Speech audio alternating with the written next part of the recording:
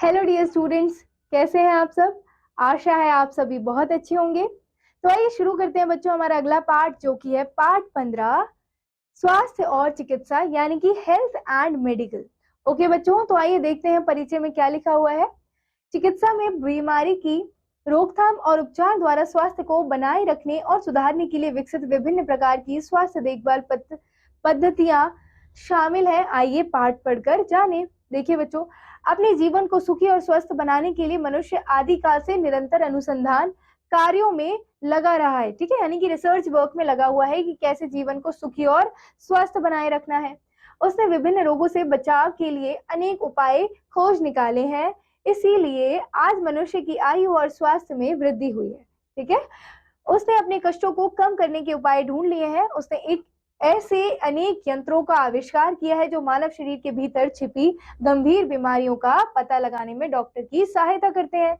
बच्चों, आज के समय में हमारे पास हर प्रकार की बीमारियों को हल करने या फिर उस बीमारियों का अंत करने के लिए मशीनें हैं, है ना। और इतने सारी खोजें होती हैं, अनुसंधान होते हैं बीमारियों को देश से, पूरी दुनिया से खत्म करने के लिए। ठीक है, तो देखिए सबसे पहले आता है बच्चों डॉक्टरी थर्मामीटर, क्या ताप मापी यंत्र यानी कि क्लिनिकल थर्मोमीटर। हमारे शरीर का तापमान हर समय एक सा नहीं रहता। ठीक है, यह हमारे वातावरण के अनुसार बदलता रहता है। मानव शरीर का सामान्य तापमान 37 डिग्री सेल्सियस या 98.4 डिग्री फ़ारेनहाइट होता है। प्राचीन काल में हम तापमान का अनुमान लगाया करते थे या तो शरीर को छूकर अथवा नब्ज यानी कि नाड़ी को महसूस करके। ठीक है, अब हमारे पास डॉक्टरी थर्मामीटर है। इस पर एक पैमाना यानी कि मापक छपा होता है जो हमारे शरीर की गर्मी या तापमान को बताता है। ठीक है बच्चों, देखिए यह जो मापक है बच्चों वो 95 फ़ारेनहाइट से 110 फ़ारेनहाइट के बीच होता है। थर्मामीटर या तो मुंह में जीभ के नीचे या बगल में लगभग 1 मिनट के लिए लगाया जाता है। थर्मामीटर में जो पारा होता है वह गर्म होकर फैलता है और शरीर का तापमान बताता है। तापमान की सही जानकारी डॉक्टर को रोगी का सही इलाज करने में मदद करती है। ठीक है, टेम्परेचर पता लगने के बाद डॉक्टर आगे प्रोसीड करते हैं कि क्या करना है। ठीक है, फिर आता है बच्चों स्टेथोस्कोप। ये तो हम सभी ने देखा होगा, है ना। थर्मामीटर की तरह स्टेथोस्कोप भी एक महत्वपूर्ण उपकरण है। आप डॉक्टर के गले में एक ट्यूब जैसी वस्तु लटकी हुई देखते होंगे, तो ये वही ट्यूब जैसी वस्तु है बच्चों, इस स्टेथोस्कोप कहते हैं। और इसे क्या कहते हैं? स्टेथोस्कोप कहते हैं। इसका प्रयोग हृदय गति जानने के लिए तथा सांस लेने और बाहर निकालने की प्रक्रिया की जानकारी के लिए किया जाता है। इसमें एक गोलाकार टुकड़ा होता है जिसे रोगी के सीने पर लगाया जाता है तथा इसकी नलियों को डॉक्टर अपने कानों में लगाकर हृदय की गति की ध्वनि को सुनते हैं। ठीक है, अब आता है बच्चों स्टेथोस्कोप के आविष्कार की कहानी बड़ी रोचक है। एक दिन रेने लेनिक नामक एक फ्रांसीसी डॉक्टर ने संयोगवश दो बच्चों को एक लकड़ी के खोखले लट्ठे के सिरों को अपने कानों में लगाकर एक दूसरे से बातचीत करते हुए देखा। ठीक है, इस प्रकार उन्हें एक दूसरे से बहुत धीमी आवाज में बात करने पर एक दूसरे की आवाज साफ सुनाई दे रही थी। ठीक है, डॉक्टर ने इसी आधार पर एक कागज की लंबी नली बनाई, फिर इसका एक सिरा रोगी के सीने पर रखा और दूसरा सिरा अपने कान पर। अब वह रोगी के सीने की धड़कन अधिक साफ सुन सक रहा था। ठीक है, वह फेफड़ों द्वारा सांस लेने और छोड़ने की आवाज भी सुन सकता था। इसी आधार पर काम करते करते उसने सन 1819 में स्टेथोस्कोप का आविष्कार किया। स्टेथोस्कोप की सहायता से डॉक्टर यह पता लगा सकते हैं कि रोगी का हृदय फेफड़े ठीक से काम कर रहे हैं या फिर नहीं। हृदय तथा फेफड़ों से संबंधित रोगों की जानकारी के लिए स्टेथोस्कोप बहुत ही उपयोगी उपकरण है। ठीक है बच्चों, उसके बाद आता है बच्चों माइक्रोस्कोप यानी कि सूक्ष्मदर्शी यंत्र। ठीक है, सूक्ष्मदर्शी एक ऐसा यंत्र है जिसकी सहायता से हम उन छोटी से छोटी वस्तुओं को भी देख सकते हैं जिन्हें नंगी आंखों से देखना असंभव है। इस यंत्र के द्वारा छोटी से छोटी वस्तुएं बड़े आकार में दिखाई देती हैं। इसका आविष्कार इटली के वैज्ञानिक गैलीलियो ने किया था। ठीक है, ये याद रखना है कि इसका आविष्कार किसने किया था? इटली के वैज्ञानिक गैलीलियो ने किया था। सूक्ष्मदर्शी यंत्र के आविष्कार से पूर्व आज से करीब 400 वर्ष पहले हॉलैंड में एक दुकानदार चश्मे बेचता था। एक दिन अचानक दो लेंसों में से जो एक दूसरे के आमने सामने पड़े थे, उसने देखा कि एक मक्खी जो इन लेंसों के पास बैठी थी अपने वास्तविक आकार की तुलना में बहुत बड़ी दिखाई पड़ रही थी। इसी आधार पर उसने बच्चों के लिए फ्ली ग्लास नामक एक खिलौना बनाया। इसी फ्ली ग्लास के सिद्धांत के आधार पर जकारियस जॉनसन ने सूक्ष्मदर्शी यंत्र का आविष्कार किया गया। ठीक है, इससे मक्खी के बाल और नाखून भी देखे जा सकते हैं। सूक्ष्मदर्शी यंत्र की सहायता से रोगी के रक्त, मल, मूत्र आदि की जांच भी की जाती है। इसका प्रयोग पैथोलॉजिकल प्रयोगशालाओं में किया जाता है। यदि रोगी के रक्त, मल, मूत्र आदि में रोगों को फैलाने वाले कीटाणु पाए जाते हैं तो उन कीटाणुओं को नष्ट करने की दवाइयां दी जाती हैं। ठीक है, फिर आता है बच्चों एक्सरे मशीन। ठीक है, चिकित्सा क्षेत्र में एक्सरे मशीन का आविष्कार अत्यधिक महत्वपूर्ण है। एक्सरे मशीन का आविष्कार जर्मनी के वैज्ञानिक विलेम्स के रॉइंटजन ने सन 1895 में किया था। ठीक है, आजकल की एक्सरे मशीनों में सुधार किया गया है। एक्सरे मशीनों की सहायता से शरीर के आंतरिक भागों के चित्र लिए जा सकते हैं। इन चित्रों की सहायता से शरीर के आंतरिक भागों की टूट फूट का पता चल जाता है। ठीक है, एक्सरे की सहायता से ही शरीर के रोगग्रस्त भाग की शल्य चिकित्सा ऑपरेशन की जाती है। ठीक है, आजकल दांतों के एक्सरे लेकर भी इनकी टूट फूट का सही उपचार किया जाता है। ठीक है बच्चों, तो ये होती है एक्सरे मशीन्स और जिसका चित्र यहाँ पर दिया गया है। फिर आता है बच्चों अल्ट्रासाउंड मशीन। ठीक है, और यहाँ पर है चित्र अल्ट्रासाउंड मशीन का। अल्ट्रासाउंड मशीन एक्सरे मशीन से भी एक कदम आगे है। इस मशीन से शरीर के आंतरिक भागों को इस प्रकार देखा जा सकता है जैसे हम टेलीविजन पर कोई चित्र देखते हैं। इसकी सहायता से शरीर के आंतरिक भागों की गतिविधियों को भी देखा जा सकता है। इसकी तकनीक पूर्णतः सुरक्षित है। ठीक है, फिर आता है बच्चों लेजर तकनीकें यानी कि लेजर टेक्निक्स। ओके, अब एक नई तकनीक लेजर टेक्निक का विकास हुआ है। इस मशीन की सहायता से शरीर के आंतरिक भागों के कुछ रोगों का उपचार बिना ऑपरेशन के किया जाता है या किया जा सकता है। लेजर मशीन से निकलने वाली तेज किरणें शरीर के आंतरिक भागों में रोगग्रस्त भागों को काट देती हैं या उन्हें ठीक कर देती हैं। आंखों के रेटिना का उपचार भी लेजर मशीन से किया जाता है।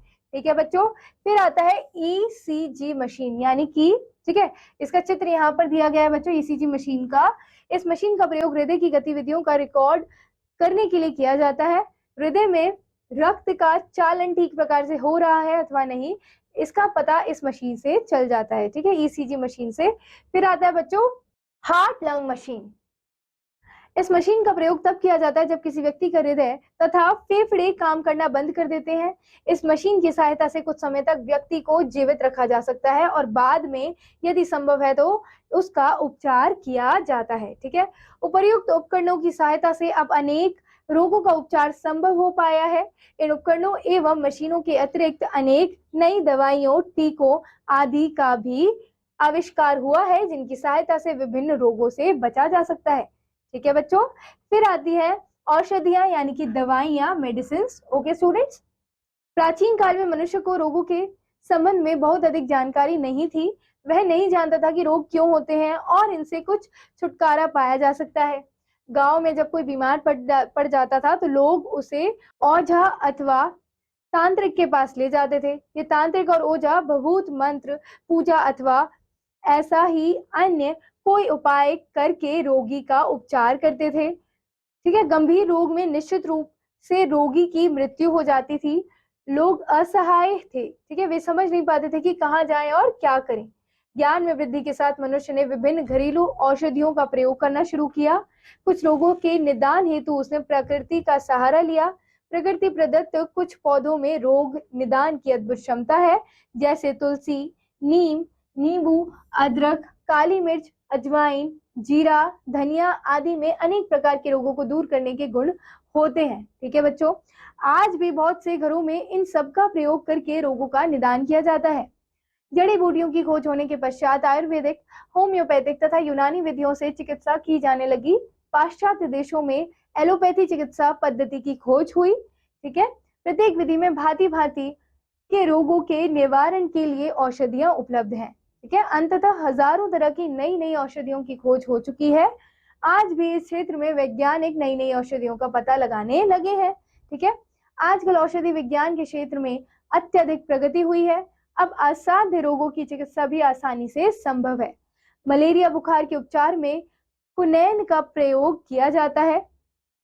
नजले जुकाम के निदान के लिए यूकेलिप्टस पौधे से दवा बनाई जाती है।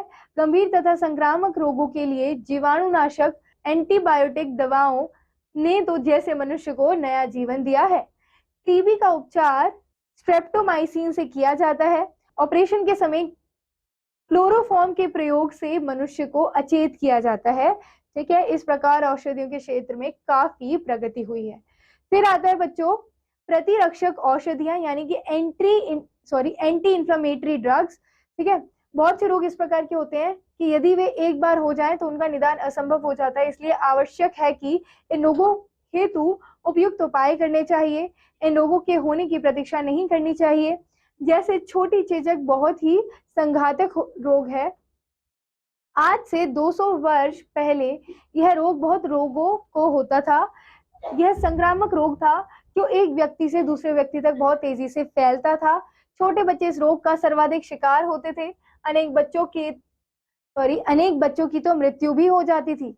यदि इस रोग से ग्रसित बच्चे बच भी जाते थे तो वे नेत्रहीन हो जाते थे अथवा उनके पूरे शरीर पर गहरे काले दाग पड़ जाते थे जो पूरे जीवन समाप्त नहीं होते थे। ठीक है, चेचक ग्वालों के अतिरिक्त प्रायः अन्य सभी लोगों को हो जाती थी। यह तथ्य अपने आप में विचित्र था। एक बार इंग्लैंड में एक ग्वालिन एक डॉक्टर के पास गई। प्रतीक्षा कक्ष में अन्य रोगियों से बात करते हुए उसने बड़ी ही विश्वास से कहा कि उसे चेचक का रोग लग ही नहीं सकता। ठीक है, क्योंकि उसकी गाय के थनों में काउपॉक्स या शीतला रोग है। गाय के थनों में होने वाला शीतला रोग बिल्कुल चेचक की तरह ही रोग है। यद्यपि इसका दुष्प्रभाव अपेक्षाकृत कम तथा संक्षिप्त समय के लिए होता है। डॉक्टर के क्लिनिक में उस समय एडवर्ड जेनर नाम का एक छात्र जो डॉक्टर बनने का प्रशिक्षण ले रहा था भी उपस्थित था।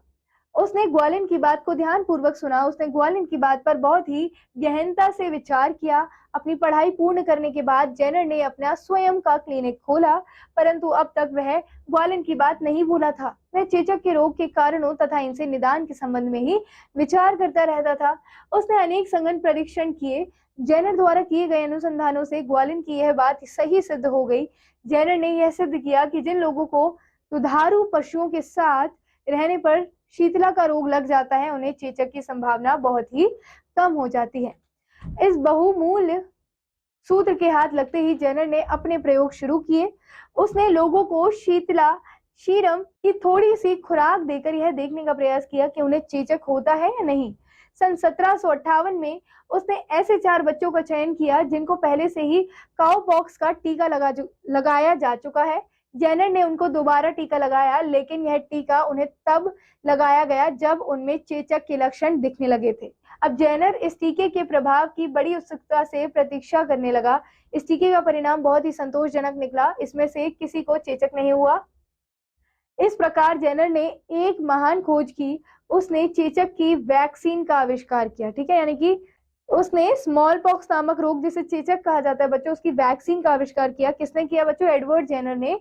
इस टीके ने हमें चेचक के भयानक रोग से निजात दिलाई। जब टीकाकरण की खोज हो गई तो इसे व्यवहार में लाया जाने लगा तो वैज्ञानिकों ने polio, TB, cholera, plague, tetanus, काली खांसी, पीत ज्वर और मियादी बुखार जैसे गंभीर रोगों के टीकों की खोज की दिशा में कार्य करना प्रारंभ कर दिया। ये टीके 4-5 वर्षों की आयु के बच्चों को स्वस्थ अवस्था में गंभीर रोगों के प्रतिरक्षा हेतु लगाए जाते हैं ताकि उन्हें मौत के मुंह से बचाया जा सके। ठीक है, फिर आता है बच्चों जीवाणुओं को नष्ट करना यानी कि डिस्ट्रॉइंग द बैक्टीरिया। बहुत से रोग जीवाणुओं के कारण फैलते हैं यानी कि बैक्टीरिया के कारण फैलते हैं। यदि उन जीवाणुओं को नष्ट कर दिया जाए तो बहुत से रोगों का निदान संभव है। इस तथ्य की खोज एक फ्रांसीसी वैज्ञानिक लुई पाश्चर ने की थी। ठीक है, इसको ध्यान रखना है कि इस तथ्य की खोज किसने की थी? फ्रांसीसी वैज्ञानिक लुई पाश्चर ने की थी। ठीक है, उनकी खोज को पाश्चुरीकरण नाम दिया गया। ठीक है, उसने जीवाणुओं को नष्ट करने के लिए अनेक प्रयोग किए। अंत में वह इस निष्कर्ष पर पहुंचा कि उच्च तापमान द्वारा जीवाणुओं को मारा जा सकता है। ठीक है, हाई टेम्परेचर पर जीवाणुओं को मारा जा सकता है। लुई पाश्चर ने पाया कि बहुत से हानिकारक जीवाणु मनुष्य के शरीर में दूध, पानी और वायु आदि के माध्यम से पहुंच जाते हैं। दूध हमारे भोजन का महत्वपूर्ण अंग है। पाश्चर ने देखा कि यदि दूध को उबाल दिया जाए तो इसके हानिकारक जीवाणु नष्ट हो जाते हैं, है ना। इसी कारण प्राचीन काल से ही हम दूध को उबाल कर पीते चले आ रहे हैं। ठीक है, जहां तक जल की शुद्धता का प्रश्न है, तो आपने देखा होगा कि बच्चों और बीमार व्यक्तियों को पानी उबालने के बाद ठंडा करके ही पीने के लिए दिया जाता है, क्योंकि उसमें जीवाणु फिर पानी में नष्ट हो जाते हैं, है ना, और शरीर तक नहीं पहुंचते हैं। इसके अतिरिक्त जीवाणुओं तथा कीटाणुओं को नष्ट करने की कुछ अन्य विधियां भी हैं, जैसे मलेरिया के जीवाणु को एनाफिलीज नामक मच्छर की प्रजाति को नष्ट करके नियंत्रित किया जा सकता है। तालाबों, झीलों, पोखरों आदि के पानी पर तथा मच्छरों के बैठने और पनपने वाले स्थानों पर डीडीटी की दवा छिड़की जाती है। ठीक है, और बच्चों यह भी जानिए कि उच्च तापमान पर कीटाणु को नष्ट करने की प्रक्रिया को कृमिनाशन विधि कहते हैं। ठीक है, फिर आता है शल्य क्रिया यानी कि सर्जरी का चमत्कार। ठीक है, मिराकल ऑफ सर्जरी। शल्य प्रक्रिया का अर्थ है शरीर के किसी अंग विशेष में हुई किसी रोग या सड़न को काट कर अलग कर देना अथवा उसकी चिकित्सा करना। ठीक है, यानी कि जिस पार्ट में आपकी बीमारी हुई है उसको ठीक करना, उसको अलग कर देना, जो रोगी है उसके शरीर से उसे अलग करके उसे ठीक करना उस पार्ट को। यह एक जटिल प्रक्रिया है। ठीक है, जिसके लिए बहुत सी कुशलता, योग्यता और सावधानी की आवश्यकता होती है। भारत में शल्य क्रिया का इतिहास बहुत पुराना है। हमारे प्राचीन ग्रंथों में शल्य क्रिया में प्रयोग होने वाले यंत्र, उपकरणों और विधि का सविस्तार वर्णन किया गया है। आधुनिक युग में शल्य क्रिया ने बहुत ही उल्लेखनीय प्रगति की है। आज शल्य क्रिया में प्रयोग होने वाले आधुनिक उपकरणों और मशीनों की खोज हो चुकी है। आज शरीर के गुर्दे अथवा फेफड़े जैसे रोगग्रस्त अंग को निकाला जा सकता है अथवा उनको ठीक किया जा सकता है। इसको देखते हुए वैक्सीन यानी कि टीकों की खोज हुई। ठीक है, शल्य क्रिया के बाद रोगी लंबे समय तक जीवित रहता है।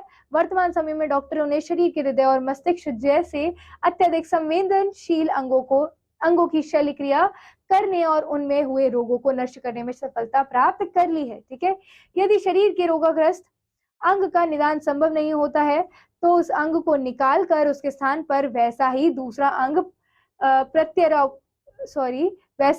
अंग प्रत्यारोपित करने में भी डॉक्टरों को सफलता प्राप्त हो चुकी है। ठीक है, फिर आता है बच्चों स्वास्थ्य रक्षा के उपाय यानी कि हेल्थ प्रोटेक्शन मेजर्स। ओके, स्वास्थ्य रक्षा के लिए सर्वाधिक महत्वपूर्ण बात है कि हम अपने शरीर और पड़ोस की स्वच्छता पर पूर्ण ध्यान दें।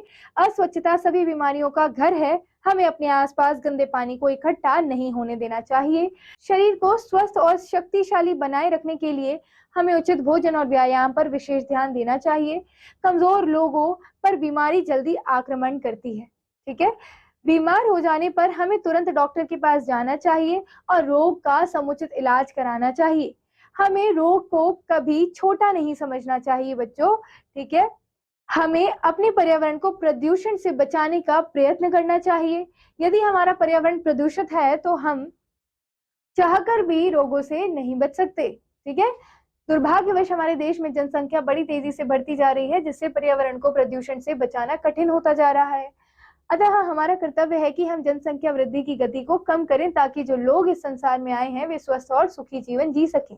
ठीक है, सबको भरपेट भोजन, मकान, उचित शिक्षा और स्वास्थ्य सेवाएं उपलब्ध हो सके। ठीक है बच्चों, इसीलिए हमारा वातावरण स्वच्छ होना बहुत ही आवश्यक है। ठीक है, ताकि हम रोगों से दूर रह सके। तो बच्चों इस पाठ में आए कुछ बिंदुओं को दोहराते हैं। सबसे पहले मानव शरीर का सामान्य तापमान लगभग 37 डिग्री सेल्सियस या 98.4 डिग्री फ़ारेनहाइट होता है। थर्मामीटर की तरह स्टेथोस्कोप एक महत्वपूर्ण उपकरण है। माइक्रोस्कोप का आविष्कार गैलीलियो ने किया था। अल्ट्रासाउंड मशीन एक्सरे मशीन से एक कदम आगे है। टीबी का उपचार स्ट्रेप्टोमाइसिन से किया जाता है। बहुत से रोग जीवाणुओं द्वारा फैलते हैं। तो बच्चों यहाँ ये पाठ समाप्त होता है। आशा है आप सभी को ये पाठ समझ आया होगा। तो बच्चों हम मिलते हैं अगली कक्षा में अगले पाठ के साथ। तब तक keep revising, keep learning. Thank you, all the best.